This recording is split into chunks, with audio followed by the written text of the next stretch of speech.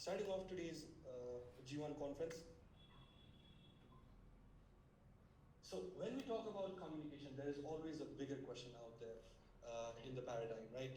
Is it about communication or is it about becoming a communicator? So can anyone answer this question out?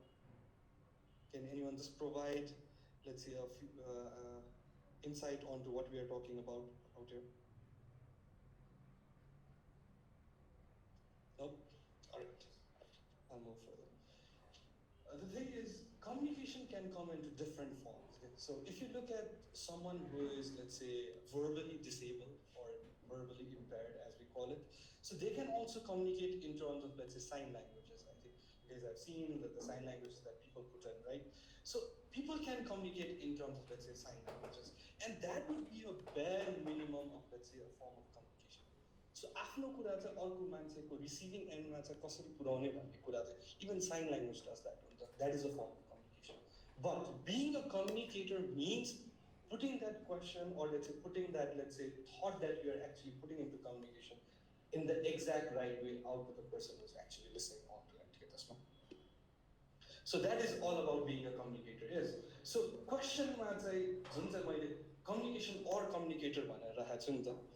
So now I beg to differ that it's not communication or communicator, but it's communication and being a communicator. All right. So when we move on to talking about communication, right? So there are different styles of communication. Okay, this one. And the reason I put down a hand here is this is something that we can actually connect to. There are 5 styles of communication. I've listed down 3: passive, aggressive. So everyone understands why I'm putting aggressive out here onto the second. And then there is passive aggressive, right? So what could be the other 2? All right, I'll come down to the question later on again. So you can put it on the comments or chat if you want. So what are these different styles of communication and why is it important to understand different forms of communication? So not everyone is same one. So just the man's attitude, characteristic, charisma, everything is different. Everyone is uniquely different. So they have a different style of communicating. So passive bhanna keyword. So passive is someone, a passive communicator is someone who would never put his or her, let's say, opinions forward. If you go to a passive communicator and tell them, can you do this? They'll just be like, okay, I'll get it done. Right? So they are someone who would never actually value their own stuff in front of everyone. They'll just be like passive. Passive is being, let's say, really on the behind, taking a back footing and always agreeing on to doing everything for everyone out there, right? And then there is aggressive, the exact opposite of what we call a passive. So being aggressive is, I think everyone understands what being aggressive is all about. Talking in a very loud tone, and having that stature or body posture that you're gonna beat up someone, right? And then there is passive aggressive, a mixture of both. So what is passive aggressive? We understood passive, we understood aggressive. What is passive aggressive? So passive aggressive is something like you would never say something in front of everyone, right? You would never put down your opinions, but there is some form of, let's say, aggression that you would show for, let's say, agreeing on to someone. So a best example is, let's say something happened, right? And someone might say, I don't care. But showing an aggression is, but someone else might. Passive is like, I don't care, it's okay. Aggressive is like, something bad is going to happen because of this. But passive aggressive is like, okay, I don't care, but someone might, right? Putting in a very loud tone. So why I'm putting these different styles of communication is being versatile in practicing different styles of communication would mean that you get the most out of it, right? You get the most out of, let's say, a communication that you're putting through to someone. And these are things you need to adapt into a scenario or an environment, judging on how the exact opposite person is talking to you. Let's say I'm talking to someone and they're very passive. I cannot be aggressive, right? I cannot be passive aggressive. So I'd have to come to a level ground term where I need to understand where they're actually standing on. So these are the 3 styles of communication that I'm putting down first. So my question again would be, what would be the other 2? Chats are open. I just leave down a minute for everyone to type on if they know what the other two styles of communications are.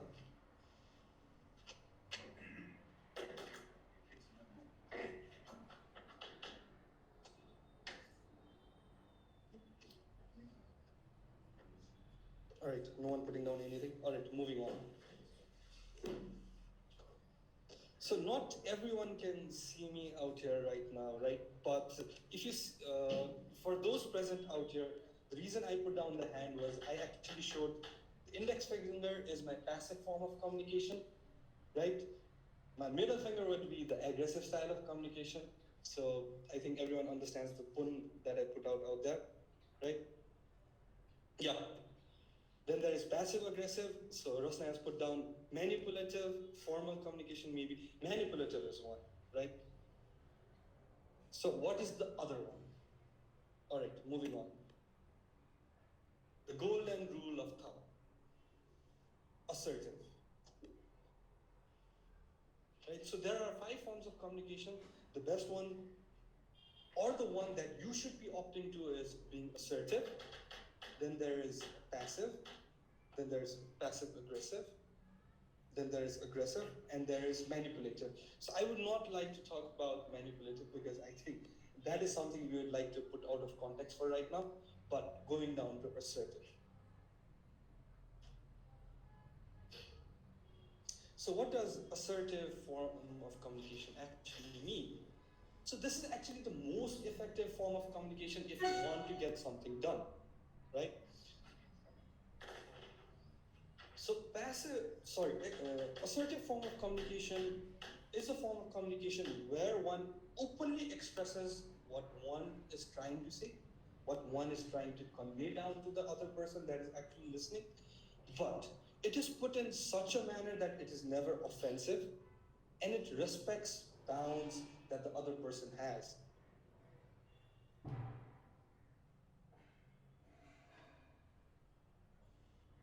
I hope everyone is hearing me. If someone has a problem listening to me, please do put it out onto the chat. Okay, no. All right, moving further. So, assertive, why is assertive the best form of communication? Assertive is the best form of communication because it values others' opinions, it values what others are thinking, and it creates a scenario for both sides to win. Because in communication, there are always 2 sides. One, the speaker, the other, the listener, right? So what happens is when you're talking too aggressively, so you might hurt others' feelings. So when you're talking passively, the other might not, let's say, feel too important of what you're saying, but when you're assertive, right? Then that is the best form of communication because you are clearly keeping or drawing a line where you kind of put your views and respect others as well. So what could be an example of, let's say, putting things in an assertive way?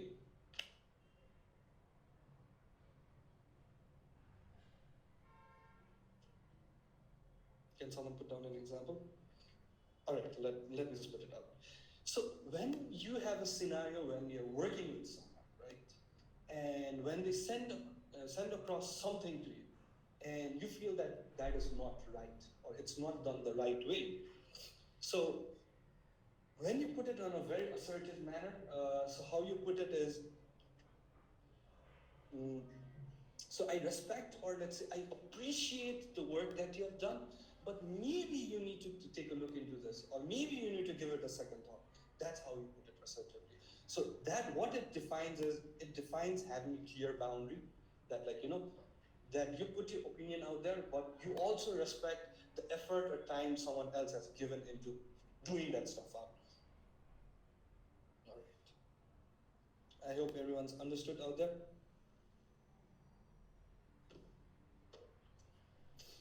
All right, moving on.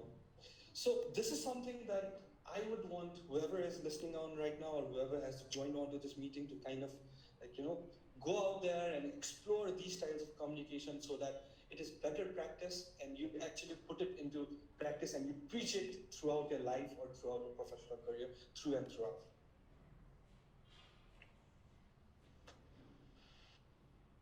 So why is communication important? So why are we talking about communication today?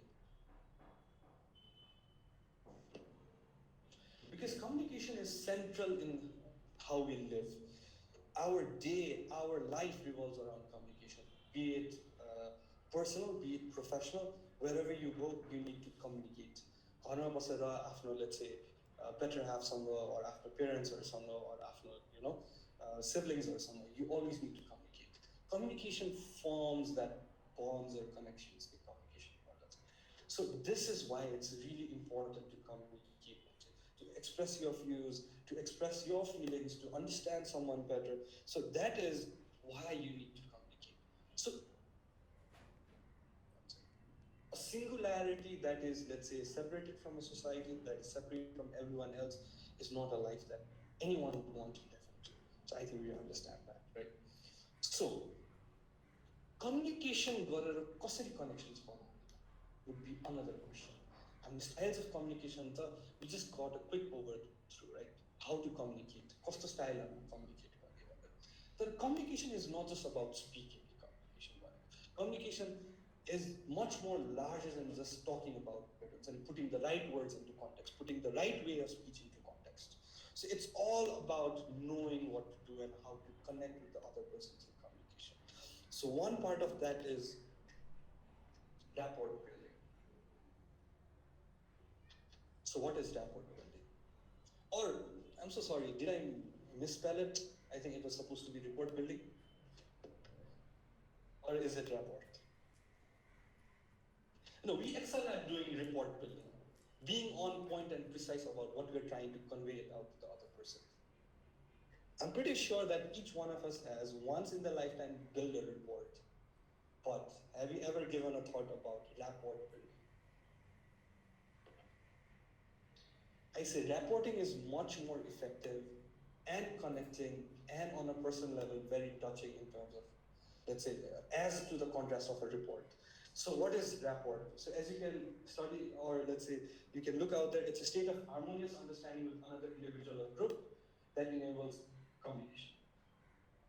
So it's just a process of making your communication that seamlessly, let's say, effective. So how can you build rapport? So before moving on to how to build rapport and how to make communication much more effective through your environments, through every other thing, I just want to move into something that Socrates said. Socrates. So when you're talking about human psychology and everything and science and everything, Socrates does pop up every now and then. So Socrates once mentioned that if you really want to influence someone, you need logos, ethos, and pathos. So what are logos, ethos, and pathos? So logos is logic. You have to apply your logic. Logic apply your Then there is credibility. Onto what you speak, there is always a form of credibility that's required. Let's say if somewhere down the line you'll always be putting down your own 6 feet under to get this one. So always build credibility. And pathos. Pathos is something I would concurrently enforce on to say, communicate. Pathos. So what is pathos? Pathos is that emotional connection to the audience that you have. Communication, there are two parts to communication. One is the speaker, one is the listener. Your part is an audience. So you need to always be that emotionally connected to your audience so that they can better understand what you are talking about. Now, moving down. So how can we build rapport? So this is built in terms of, let's say, our professional environment. Let's say putting it front and center. So why are there 4 things that's actually put out there? Being culturally appropriate, mindful listening, being empathetic, and mirror and match. Let's say, hamro professional environment, like alikati touch groom, because we are focusing on doing much more professional communication rather than personal communication. So what does being culturally appropriate mean? Before going on to culturally appropriate, we are all digital people, digital freaks. We are all tech freaks. And I think being tech freak means that we always have an understanding that the world has become so much smaller. People are digitally connected throughout the world. But What we fail to understand is, as the world has become smaller, it itself is other larger. Why? We can reach out to someone in Japan today or someone in US today, but the cultural differences are so freaking high at this point. What we tend to forget is, हामी त्यो मान्छेले यहाँबाट 1 minute difference मा message पठाउन मिल्छ भनेर सोच्छौँ क्या हामी. But what we tend to forget is, त्यो message पठाउँदाखेरि the cultural barrier or the cultural differences is so freaking. It's small, but it's large in its own time. Now, यसलाई right वर्डमा राख्दाखेरि चाहिँ के भन्छु भन्दाखेरि हाम्रो professional करियरमा it's called cross-cultural business etiquette. Right? So there are international differences of people living across borders, people living across continents, in the way they live, in the lifestyle that they live, so there are huge differences. So rapport building or it's a why being culturally appropriate matters when you put out. So I think each one of us has connected to someone in a different continent. I'm the office one. I don't think so. There is no one out there that hasn't connected to someone out there in a different continent. Right? The way we behave here might not match out there onto a different continent. So let me give you a scenario of Walmart. So this is something that I stumbled upon in recent times. It was really interesting. So if you go to Walmart in the US, right? So if you go to a meat section मा गयो भने के हुन्छ भने त्यो meatलाई package गरेर राखेको हुन्छ कि. It's smaller chunks like 200 pounds, 300 pounds, 1000 pounds. उनीहरूको आफ्नै metric system हुन्छ नि त. So त्यसरी metricize गरेर राखेको हुन्छ कि. Now consider, right, the same Walmart in China. Now consider an American going to a Walmart daily in US, going to the same Walmart in China. So what would be a cultural shock that the American might get? So Chinaको Walmartमा चाहिँ के गर्छ भने they would not package the meat in plastics or put it into different kgs को size. They would have heads of pigs out there. They would have live fishes that they would butcher out there and put it out there. Why does a company working across 2 different continents has 2 different strategies? Because cultural differences. A company of that size and stature adjusts to what the culture is for a country or a continent. So we also have to adjust to that. So it's a part of, let's say, the harmonious understanding of what we have between us and our clients in terms of our professional life. Right, moving further, mindful listening. Everyone's listening, right? I guess out of the 27 people who joined onto this meeting, I guess everyone's listening, but what is mindful listening? And are we listening mindfully? So I'll just give you an example of, let's say, mindful listening. So have you guys ever been into a, let's say, conversation or let's say, I think a meeting where you felt like, I was in my zone, man, I was listening to what the client was saying. But as soon as the meeting is over, snap, everything's out of the window. But ke bhaneko थियो a client, does someone have a recording? Does someone have a note? Have you ever felt like that? Yes. Right?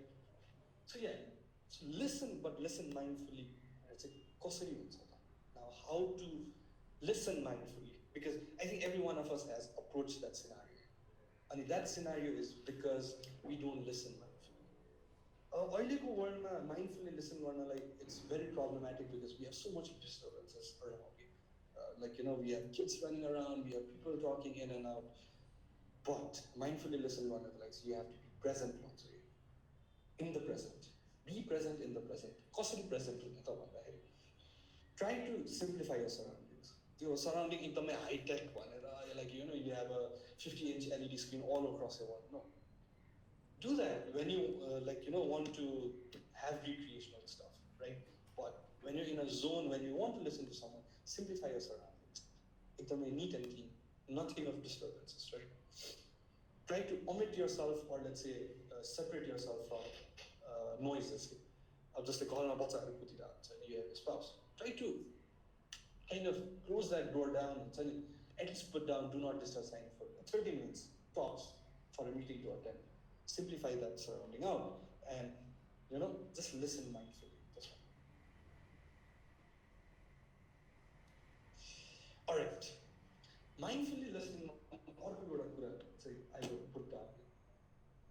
So this would be something similar to everyone who's listened out here. So मेरो second point was third point was be empathetic. तर mindfully listen गर्नको लागि empathy चाहिन्छ. So how do you mindfully listen with empathy at work? So mostly it's empathy at work. So empathy at work means listening to someone by connecting with them. So सुनेर मात्र भएन, can't be that full. And this is I'm like, okay, I put on my earphones, I'm in a meeting, or like I'm sitting with someone on a room and I'm just listening to them. No, it doesn't work. Sometimes we have to connect to people very emotionally in order to understand what they're saying. Like if you have a client like who just missed a deadline and who just had a big career crash because of that, or lost their investment because of that. They want to pour their heart out, like because it's a loss for them that they incurred. But are you just going to listen, or are you going to be empathetic? That is what separates you from being a good communicator to an excellent communicator. All right. Now, coming down to empathy. So I just put down my stepping stone from mindful listening and how empathy helps into being a mindful listener, down on to being empathetic. So I think we do make mistakes where we understand, or we kind of, let's say, have this connection where sympathy is empathy. I think we have that for everybody. But is it the same? No. Sympathy is not empathy, right? Because sympathy is like, someone, let's say, hurts the knee and falls. And I'm like, oh, the guy must have, like, hurt himself. Ouch, that might have hurt. That's sympathy. Empathy is actually being in that person's shoes and being like, damn, if I had fallen like that, right, I would have hurt him. And you rush and pick up that person. That's called empathy.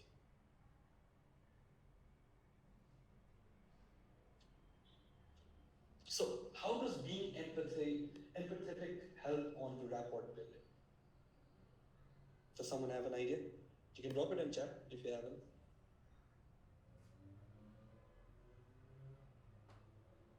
No?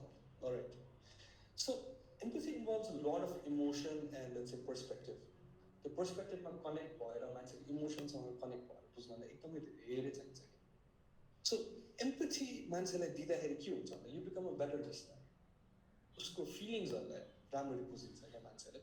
अनि के पनि हुन्छ भन्दाखेरि अरु मान्छेको पर्सपेक्टिभलाई consider गर्नु पर्यो. अब जस्तै empathetic भएर को मान्छे चाहिँ they're having the worst day of their life, right? And they screw up something at work, or they screw up something when you're working as a team, they screw up something, right? You gotta go and school them, like, when you know they're having a very difficult time in their life. So what would happen?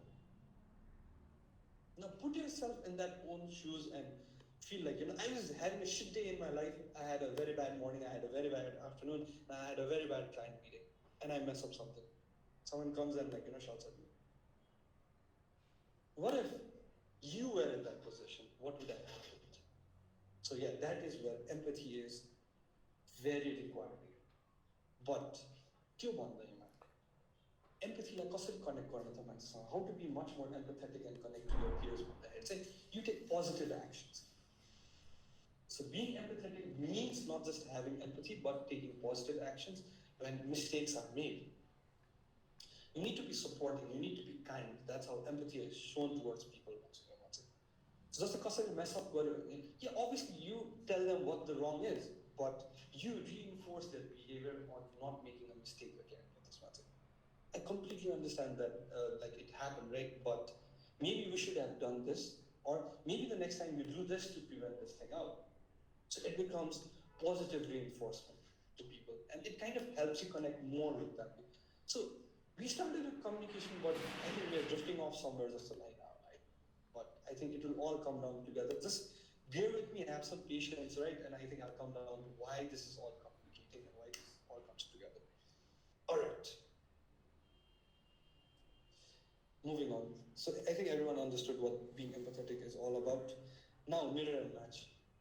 I think the title itself explains what it is all about. Get this one. So let me just put it into context. whatever I've already written down there, I think everyone can read, right? Words we speak account for just 7% of our communication about emotion and attitudes. So what would the rest, that would account up to 100%? What is the less 93%? If our words only accounted for 7.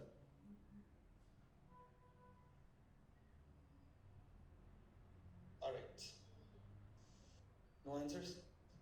So out of a research done in UK, so what the researchers found was 7% accounted on to the words that we select. And the words are used, 38% accounts to the tone of your voice. Kasto tone ma bolirahcha, very low pitch tone ma bolirahcha, high pitch tone ma bolirahcha, aggressive tone ma bolirahcha, kasरी bolirahcha. 38% accounts to the tone, whereas 55% makes up for, let's say, your body language. They say people forget what you talk about after you move out from, let's say, a conversation, whereas they would always remember how you were sitting, how you were standing, how you were dressed up, and what shoes you had put on.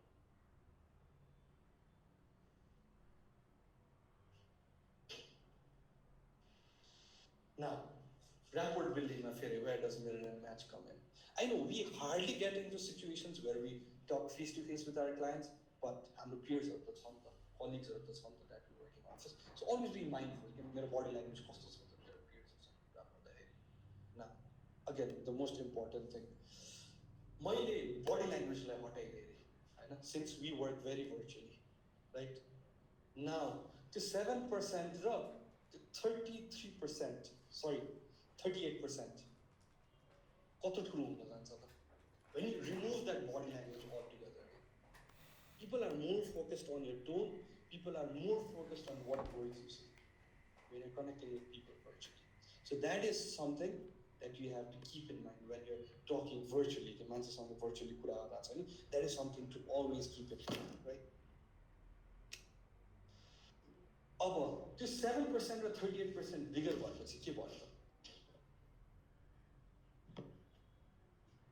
The margin for error becomes a whole lot bigger now. Okay?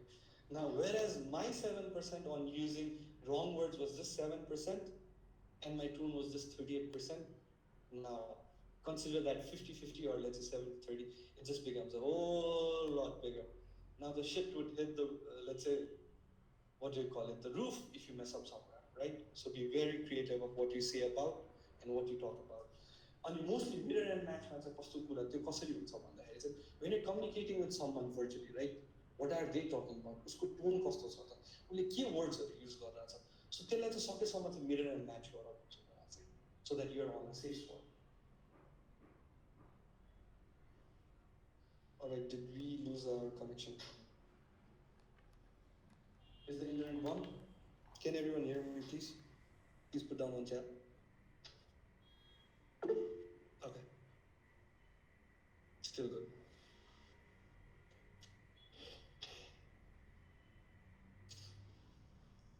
Alright.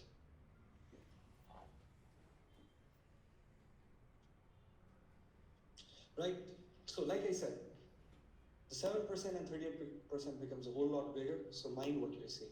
And always try to follow the footstep of someone who has already taken lead. Whenever you're meeting a customer lead there, they're already having a prominent presence about what they're talking about and how their tone is, then you kind of try to follow that. Okay? So that puts you on a very safe spot. So it's about knowing what's happening all around, and it's about having that connection. The other person also feels kind of good, like when you're talking on the same tone, when you're on the same wavelength, right? So it becomes very helpful, right? But if it was physical, right? If there was a physical presence of someone you were talking to, how do you mirror and match? If someone is talking like this, right, with their arms closed to you, it means they are very conservative or they are very assertive of what you're talking about. So you can go into the same posture and talk to them. So it becomes like visual cues that you are connecting with them. So one thing I found pretty awesome was when you're talking to someone, like, sitting on a chair and you're talking like this, right? Not everyone can see me, right? But what I want to say is, if you're talking to someone like being seated and you put your right hand on your chin, like you're bored, if you remember the next time, you'd be like this. your left hand would be on the chin. So we do it very subconsciously. एकदम subconsciously नै गर्दा हुन्छ किन भन्दाखेरि we just want to relate to that person. Next time याद गरौँ एकजना मान्छे चाहिँ पुरै टेबलमा यस्तो गरेर हात राखेर चिनमा यसो राखिरहेको छ you would automatically put down your left. If there's a left, you would be on the right. So that's what some things that we do subconsciously, and this has a very huge effect on how we connect with people. This one, right? And also mirror and match. अरू कुराहरूमा कसरी better communicator हुने भन्दाखेरि चाहिँ you adopt similar temperaments. Similar temperamentsहरू भन्नाले कस्तो भन्दाखेरि चाहिँ if the next person is like very shy, like you don't want to come across like aggressive and be like scare them off. कुरा गर्दा चाहिँ लास्ट shy मान्छे चाहिँ अनि भनेर भन्यो भने what would happen? The person would run off, right? And let's say if someone is an introvert, very introverted, चाहिँ अरूसँग open नहुने, extroverted नहुने मान्छे एकदम introvert छ. Now you start being too open about stuff, right? Yeah, I do this, I do that, my morning routine is all that. They would start feeling very invasive. Like equal and stuff. Right? So that's very mirror and match. I know even if you guys are, let's say, a very extroverted, then if you're talking to an introvert, try to mirror and match that. Try to bring down your, what do you call it, extrovert level to a very low level. You would have a better connection with people. And most importantly, so when you're talking with someone, always try to follow the same pattern and the same tone. Same tone from they would better connect with people. कोही मान्छे एकदम loud voice छ हैन अनि एकदम aggressive tone मा बोल्छ अनि उसँग soft tone मा बोल्ने बित्तिकै के हुन्छ भने they would start overshadowing on that conversation and it would start being a one-way communication. But if you have someone who talks very slow, soft, and you start being very aggressive on your tone, then you start overshadowing that person. And it again becomes a one-way communication. So you always try to match that tone and patterns onto how you're talking about, right? And mirror and match one thing we kind of completely forget when we try to mirror and match. Or when say, like, they're sitting cross there, and you start coming to the opposite end and you start, like, putting your arms across and start talking. If, let's say, someone said, I would do this, you would again be like, I would do this too. If someone said, I would eat that, you would again be like, I would eat that too. Now that's being very offensive. You're invading the person's space, and it's like a mockery that would happen to them, mirror and match. So when you're mirroring and matching people, you need to be very careful that you are not, let's say, being very offensive on that terms.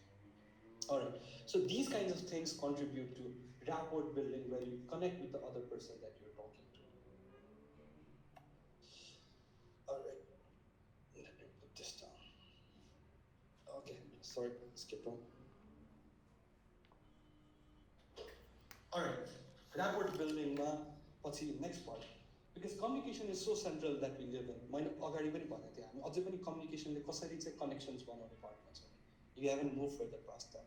So connection now living in a very virtual world. Since COVID happened, I think everyone agrees that we are very digitally present. Physically present now, when we are very digitally present, right? And we do a lot of, let's say, virtual communications. So virtual communication so that you are better confident on your communication, you are better connecting to that person. So how do we do that?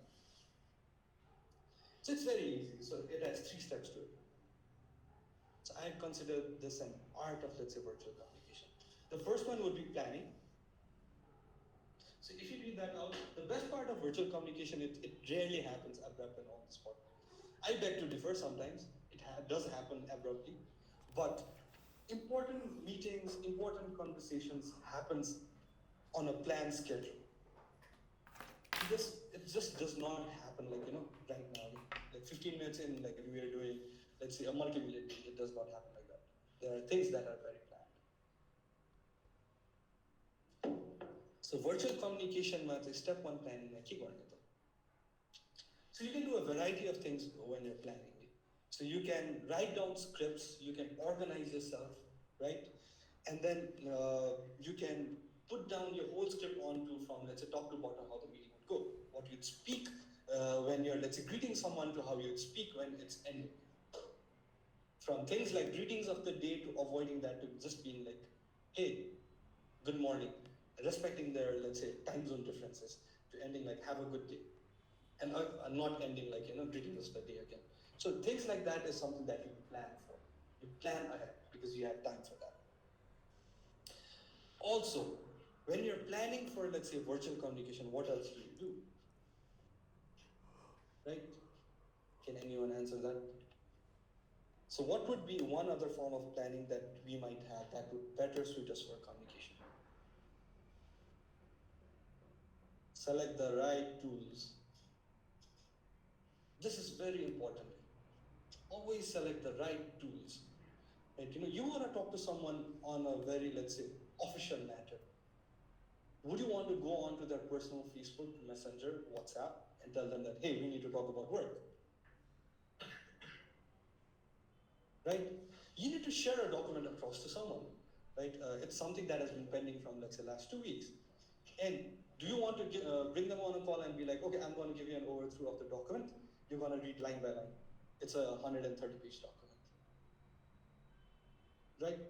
You just want to give them a quick update. Like, so, okay, this is something that's done.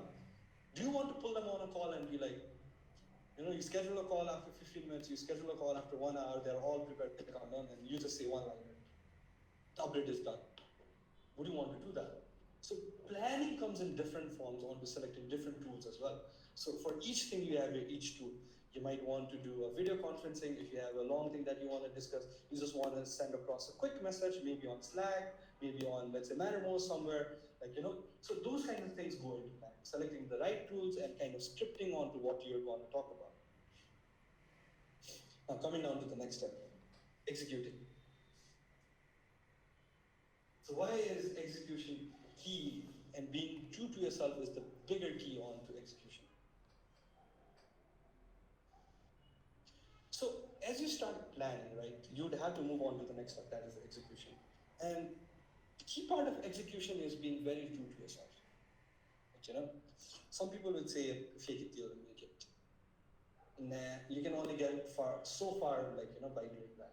But when you start staying true to yourself and building yourself on that nature, so you kind of build yourself onto a very bigger scale.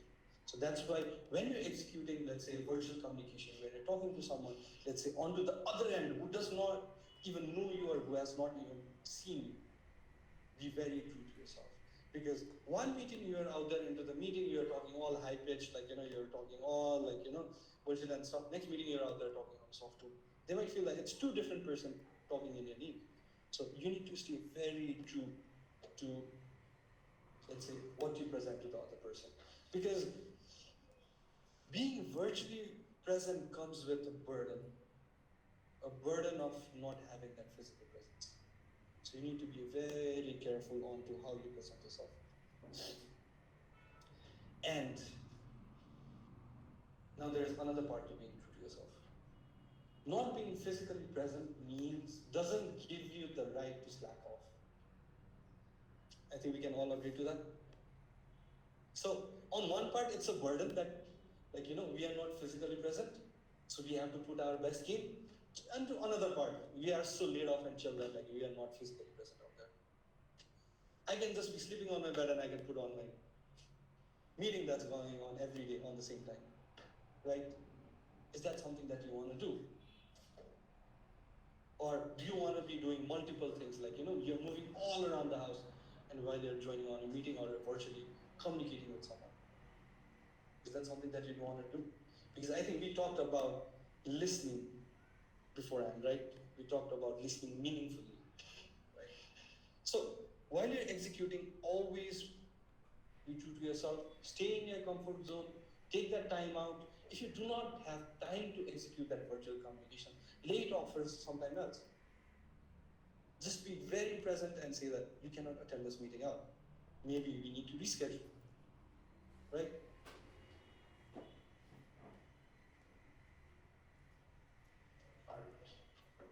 Moving on. So, like I said, if you do not stay true to yourself, what would happen? Any answers? You're lying in your bed, you're attending a meeting, sometimes you're faking it.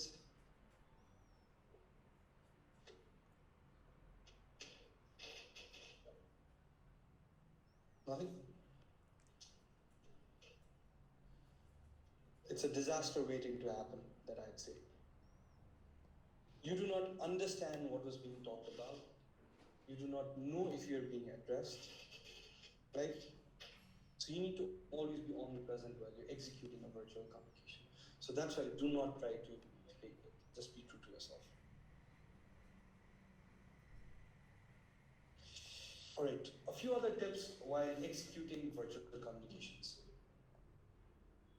Never assume the other person is understanding what you're saying.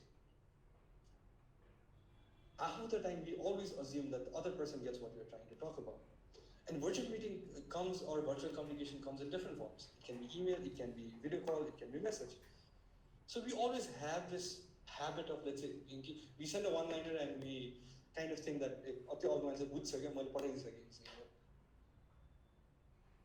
we have that tendency. That tendency screws us up somewhere down the line with this one. Right? Virtual meeting, like just happened right now. I think the internet connection went off. If I was continuously blabbering without caring what the other person was listening or not, the other person misses out on a few stuff. So always repeat, emphasize, and always make statements or ask questions to know if the other person is understanding or not. The golden rule of first rule, never assume that the other person is understanding 100% of what you say. So repeat yourself. Ask questions, right? Make it a habit of repeating these kinds of things. And the most important thing, where we try to overshoot things at times, we use long, vague, and confusing words. Yeah, I know, vocabulary is something that we would always try to, let's say, work on, but sometimes it's best to, keep it as simple as possible. Right? All right, I'm not keeping this long. I think we're already 60 minutes into this. All right, moving on, retrospecting. I think this is a word that falls into our ears every now and then, especially us people who are always working. Retrospect, retrospect, retrospect. I think you guys are tired of hearing, what retrospect is all about. Is it? No yeses? All right, even if you're so bored about hearing retrospect all the time, do we actually put it into practice?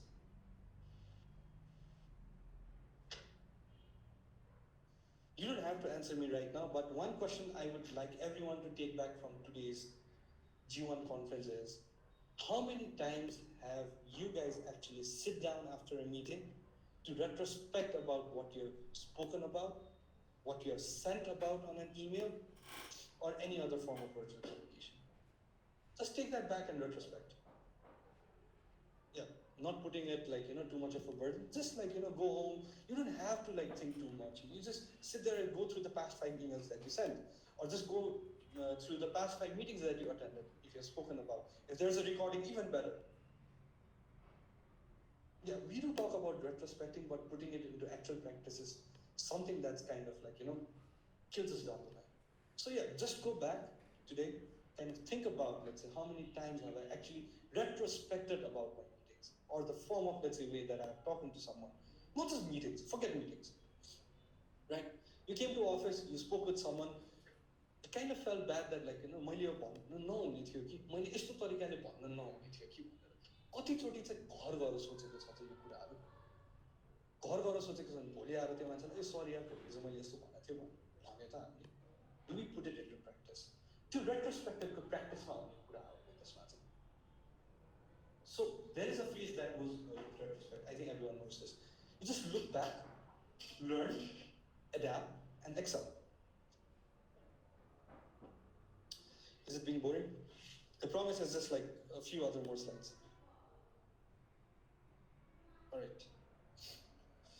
right. One important form of, let's say, virtual communication that we put it into practice every day. Especially, this is something that I wanted to connect with us professionals in terms of, let's say, being a better communicator. So this might say, Yoda, एकदम important aspect since we are working virtually, written communication. Message मा हुन सक्छ, email मा हुन सक्छ, जे कुरा पनि हुन सक्छ, So these are the do's and don'ts.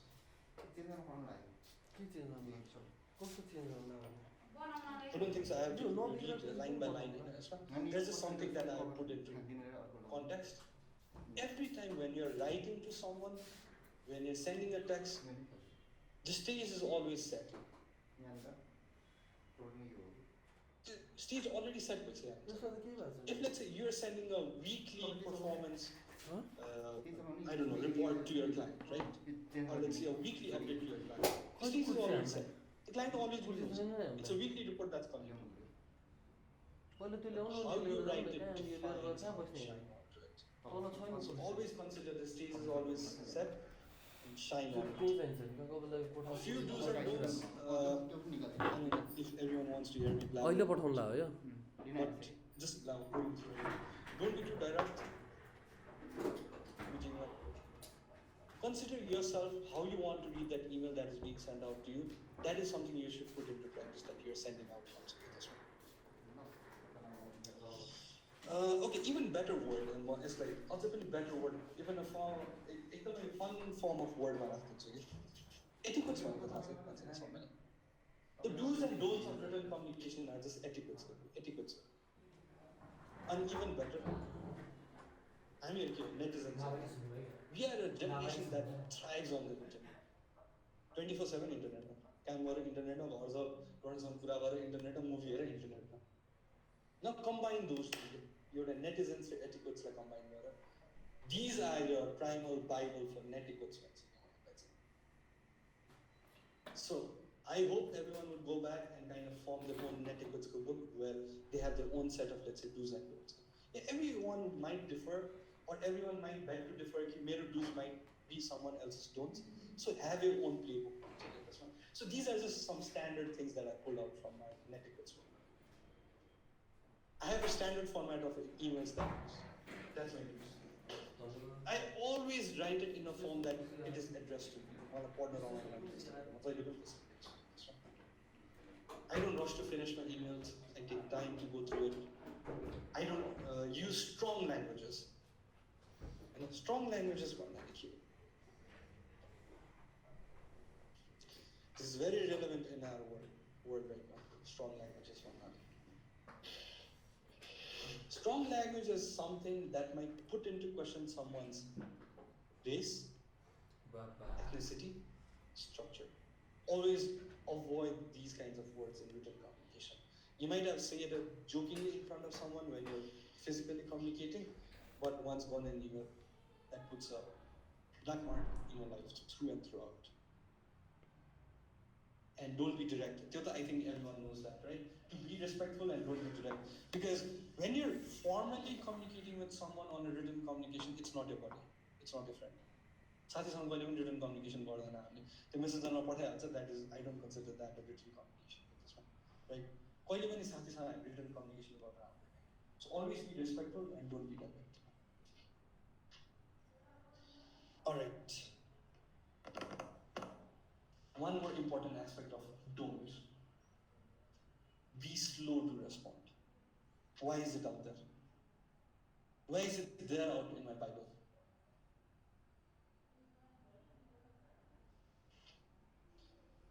Professional life by anyone, most forms of written communication are from clients, or from our seniors, or from our peers. So only digitally work from home, or let's say when someone is not there physically, they do not know what you're working on. They're never there on the site. They're never there around. So let's say a formal communication comes to you over email, and you're like, okay, but you're not responding to it. But the other person does not know, because they are not physically omnipresent with you. Omnipresent, so they know the message has come in, you're working on that. But always consider the other person does not know what you're working on. So that's why I always try to be as fast as possible to respond. At least acknowledge one of a right? All right. One more thing I would want to put into context. Yeah, do's or don'ts has no idea. What would that be? Your answer, please comment by your answer. Come on, people. Lunch and learn. No. Khana habitin milaeko ta chaina ni.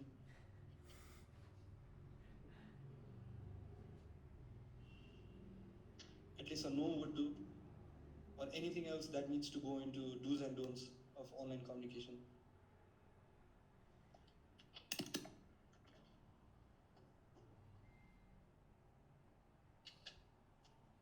Remember sleep.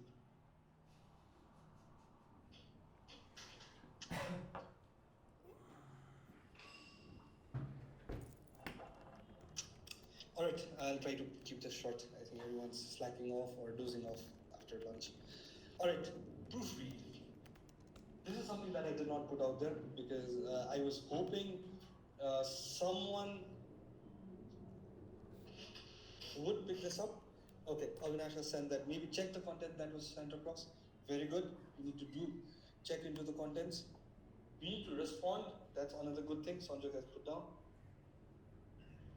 I think we tend to forget is, being forgiving. If someone is late to respond, if someone has responded something that is incorrect,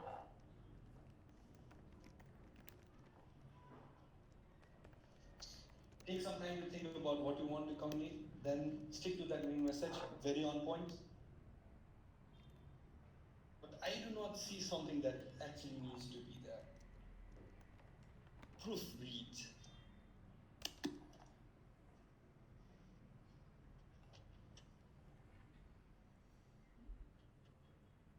How many of you agree with me that proofread is something that needs to be in the Bible of, let's say, written communication?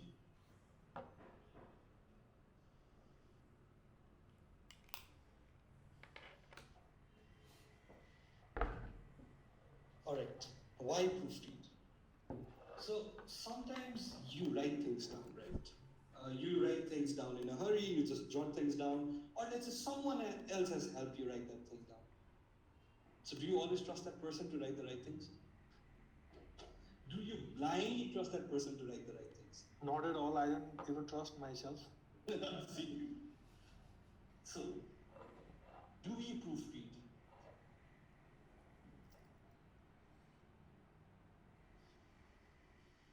Alright, always avoid copy paste, right? While proofreading.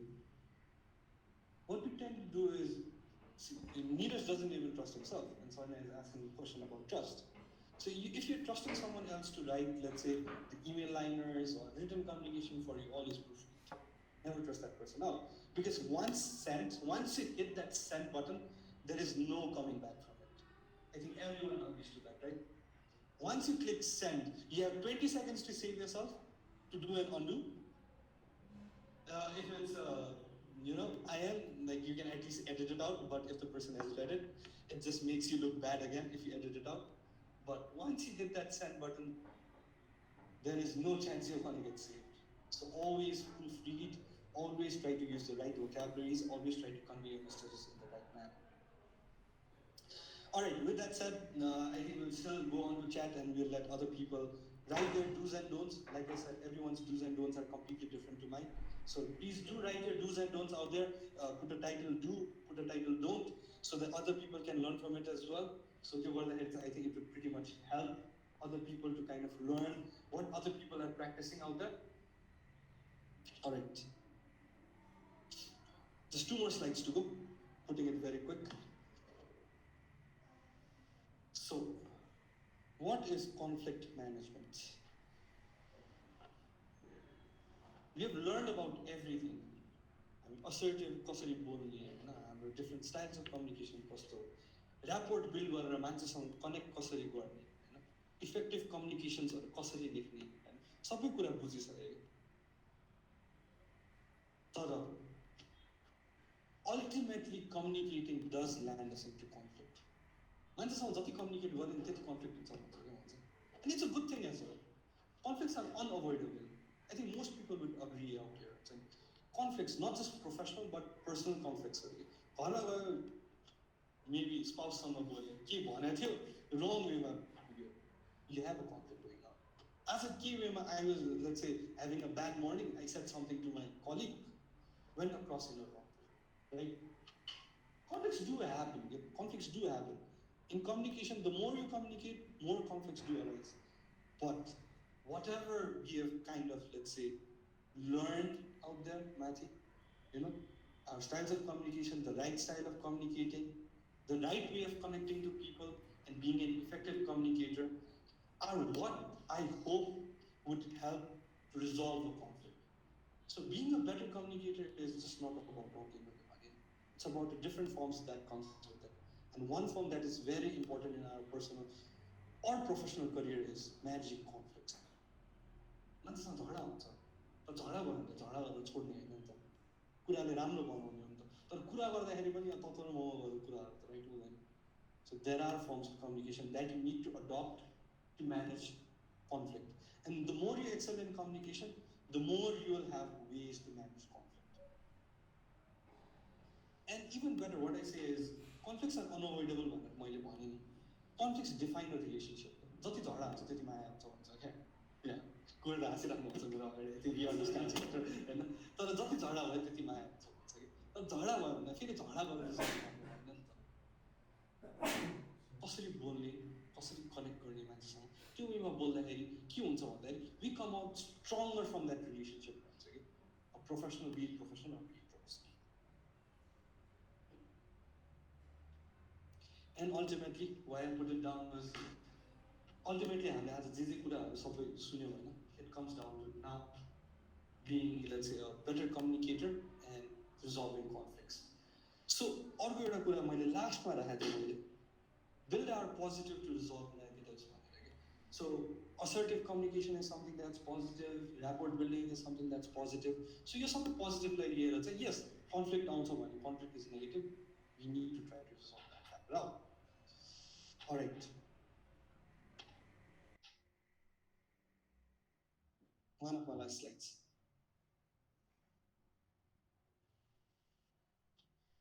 यो त भनिराख्नै पर्दैन सबैले भन्छ जे कुरा गरिरहेको छ practice गर practice गर practice गर प्र्याक्टिस गर right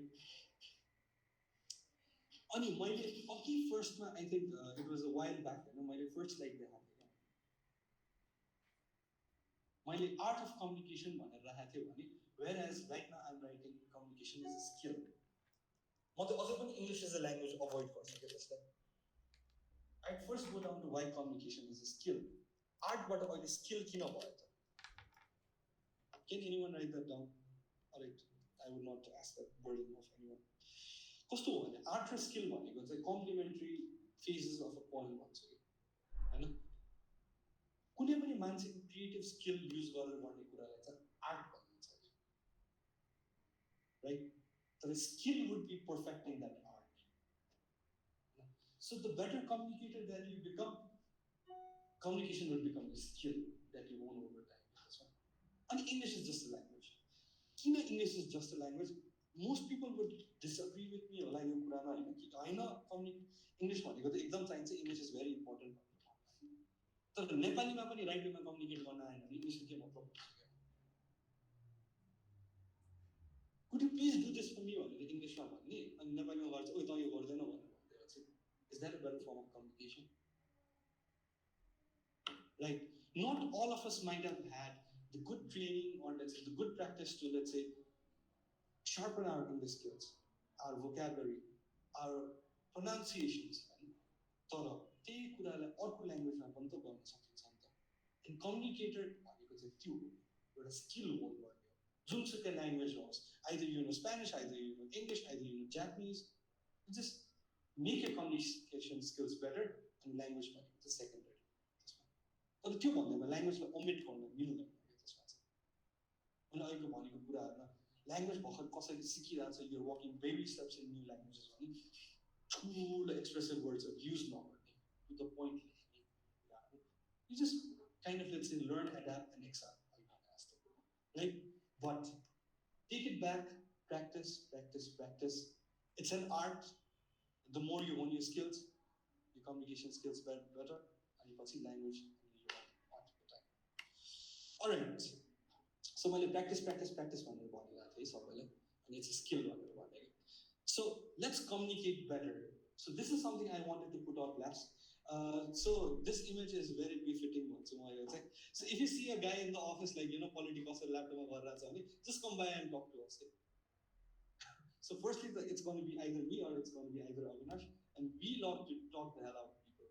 So yeah, let's communicate. And I think today's Satipani slides have been helpful enough. I think you guys can take it back and let's say try to improve your skills out. And if you want to make your skills better, like come find me. I'll be out there somewhere sitting down and using my laptop. Alright guys, thank you so much for listening to me. I think that is pretty much it that I put it out there. Thank you so much for your time.